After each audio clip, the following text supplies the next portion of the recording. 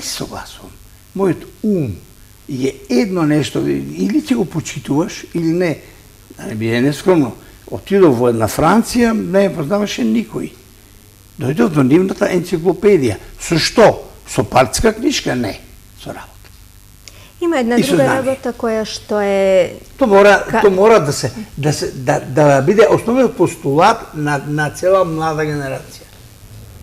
Се оди напред со знание, со спознање, со когниција и така натаму и така натаму. Да не зборам многу да ви кажам, сега припремам другите лобуси. Париетален, темпорален и окципитален, кои зборуваат баш за тоа како и на кој начин созрева нашиот брейн, нашиот мозок. Ќе цитирам двајца автори кои што зборуваат горе-долу за една иста проблематика кај човекот, а се однесува на, може би ќе звучи чудно за многу луѓе, меѓутоа ние сме автодеструктивни суштества. Фром тоа го нарекува анатомија на човековата деструктивност. Цела партија има напишано. Така. Иво Андрич вели: сочувај Боже од исполнувањето на нашите желби, затоа што нашето тело ја бара сопствената пропаст. Колку сме ние Божиот лик, колку е човекот способен за една таква автодеструктивност која што доаѓа до израз не само кај нас, да речеме кај една недоволно матурирана нација. Зборувам во светски рамки. Деструктивноста, за жал, е таа која што го движи светот. И еве ни го стресот. Јас одговорот веќе ви го дадов. Од зрелоста и инкорпорираноста, пак ќе споменам, на сите норми, социјални, морални, етички, духовни, знаењето, што во текот, богатството на знаење, што во текот на животот ви го дава средината, факултетите, професорите, и сте го ставиле во вас, зависи колку вие вашиот танатос нагон, аутодеструктивен нагон, према Фройд, нели, вие ќе го контролирате или не. Зато преска реков, убиецот е патолошка личност. Без разлика кој сака нека ми прича кои биле мотивите. Секој мотив, кој на кого има право да му земе животот? Со кој право? Зошто? За бенефит мој. Ја да бенефитирам вас да ве нема, а да ви ги земам парите или... Слушам да дам тако пример. Why? Значи, колку јас ќе го контролирам мојот танатос нагон, зависи од тоа што сум ставил ја како личност. Тоа важи и за самоубиството. Меѓутоа, амбицијата некогаш е посилна од разумот. А многу, ние патиме како народ, како луѓе... Тоа се негативните емоции. Негативните емоции, за кои кажав, во сите моменти кога имаме емотивни наплеви, во секој смисла, и во злоба, и во завист, и во љубомора, и во параноја, и така натаму, и така натаму, да не ги набројувам, кои се тука, во дорзомедијалниот дел на префронталниот лобус, тука се тие складирани. И што ми даеме неја на нив поголема емотивна конотација, тие го супримираат, ја супримираат контролата на фронталниот лобус. Јас убивам, јас сум најпаметниот, јас сум најзаслужниот, јас сум ја, и така да, само јас. Не ќе биде така. Има и други луѓе кои имаат своје јас. И тие знаат. И големината на еден човек, јас работев со овој Жан-Луи Дитман, еве го овде, гледате.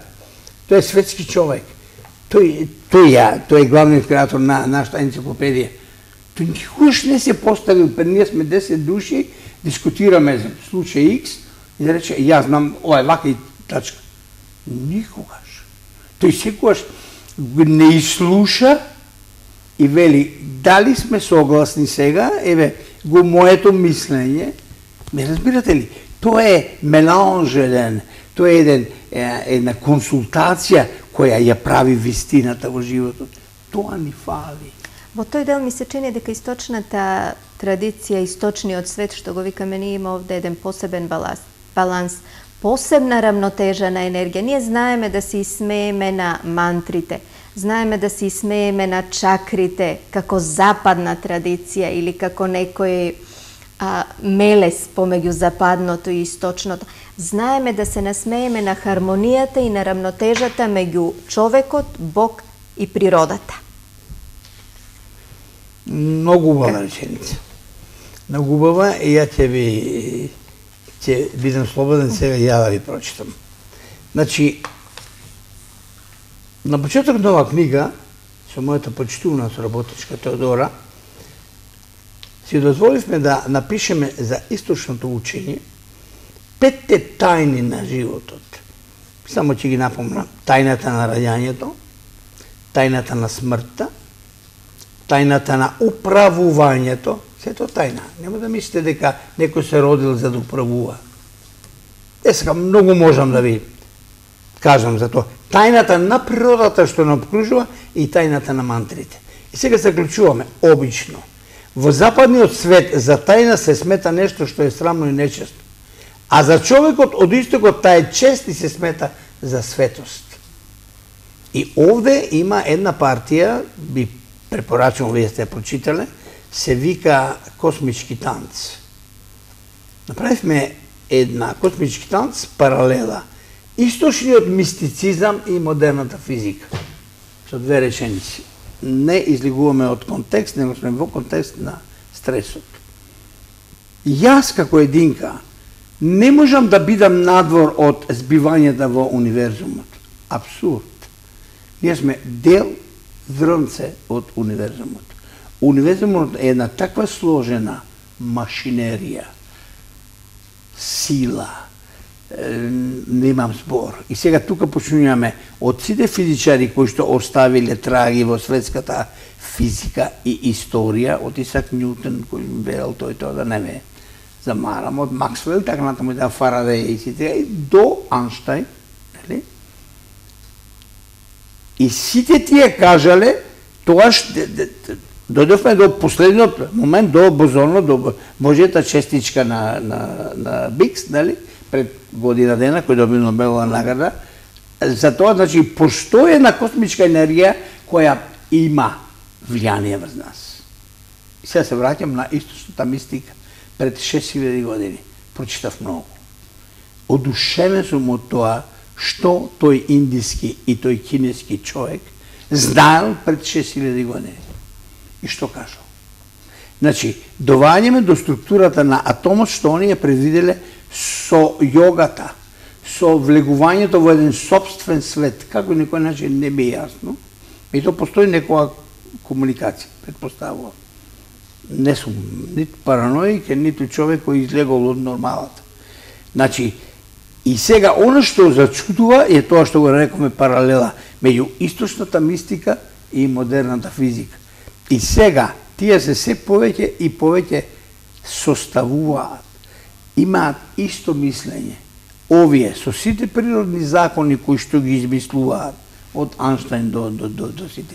Ти кажам за Анштајн една многу голема реченица со која ме одушевила, мене цел свет. И источните мистичари, кои преку својата мисловна проекција, во која влегле во некаков контакт, да не бидам погрешно сватен со космосот, со васионата, со универзумот, тие дошле до исти сознанија што ги прави денесна физика.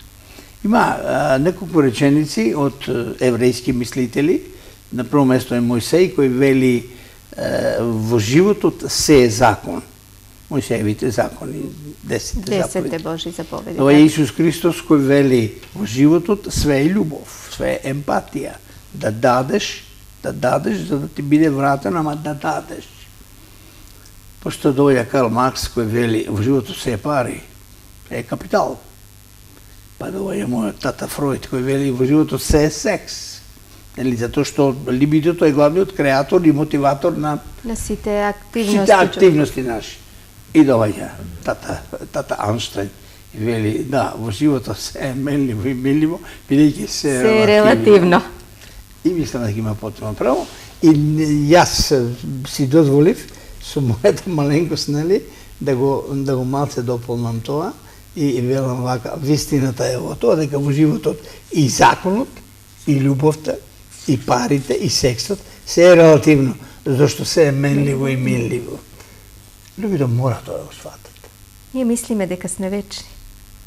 Дека од нас почнува, со нас завршува се.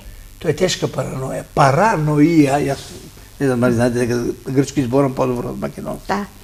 Да се пофалам. Поред другите јазици, не е важно. Параноија значи погрешно мислам. Значи, јас велам дека вие сте црна, а вие сте таква каква сте. Не, вие сте црна. Тоа е параноја. Параноја, погрешна мисла. Многу лоша состојба. Ако имате поред себе човек кој е параноик, бегајте од него. Затоа што неговото мислење секогаш ќе биде погрешно и ќе биде така што он мисли. И он ќе инсистира, може и главата да ви ја скине, за да биде неговата мисла. Оти тој има фалинка во дозомедијалниот дел на фронталниот лобус, за кој овде зборувам. Во оваа книга би сакал да ја посветиме една цела емисија, да ја прочитате добро таа книга, да ја простудирате, да видите што прави фронталниот лобус. Како ја креира нашата агресија, нашата мисла, нашиот мисловен дуктус, оти ние имаме две мислења.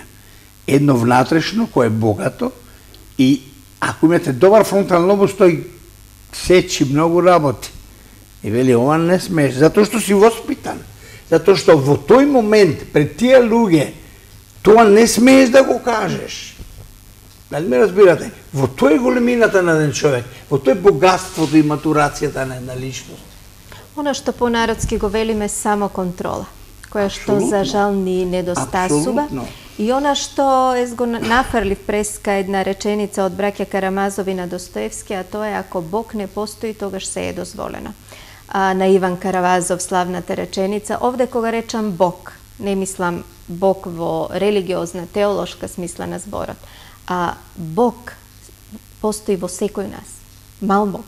Тоа е контролата, тоа е самоконтролата, тоа е можноста да кажеме не, стоп и до овде. Тогаш кога треба. Тогаш кога треба, нормално. Тогаш кога треба. Во тој контекст, тие што ги споменав и кинези и индијци, нели, велат вака, има тука еден посебен прилог, не знам, кој сака може да прочита, во законите на кармата вели, законите на дејствување, тоа се закони на дејствување, ова што го реков, на баланс, на причина, на последица, на акција, на реакција. И тоа е, кажувам со јазикот на народ, она што ќе посееш, тоа и ќе пожнееш. Ма тоа зависи од тоа што си ставил као семе во себе. Мислам дека сум јасен. Ако е тоа семе окей, и ти ќе збориш окей. Ако тоа семе не е окей, ти ќе правиш импровизација во животот. Се во животот е од мислата. И ќе колиш, и ќе бесиш, нели, затоа што така ти налага твојата свест и совест. Сега, употреби два израза, свест и совест. Свест е психичка функција. Нашата личност е конгломерат од 7 психички функции. Да не ги направим мислење, памтење, внимание, нагони, волја и така натаму. Сите се тие под плаштот на една функција што се вика свест. Во формација ретикуларис, умењето стабло, има центри и така дале, и таа не ориентира во време, простор и личност. Совест е интелектуална функција, аквирирана, стекната за време на животот. Тоа е тоа што го зборам цело време. Ставањето, инкорпорацијата, внесувањето во нас на нормите социјални, морални, етички и знаењето. Значи, тие ја носат мојата совест. И кога јас се разговарам и треба да ви одговорам, значи, мојата совест проработува и вели, не, ова не смееш да го кажеш, ова не е окей. Мораш да се контролираш. Многу голема работа во животот. Да имате совест која знае да ве исконтролира. Се плашам дека кај огромен дел од мојот народ совеста не е се уште на еден ниво висок, за да може да го свати во вистински смисол она што го прави. Дали сум јасен?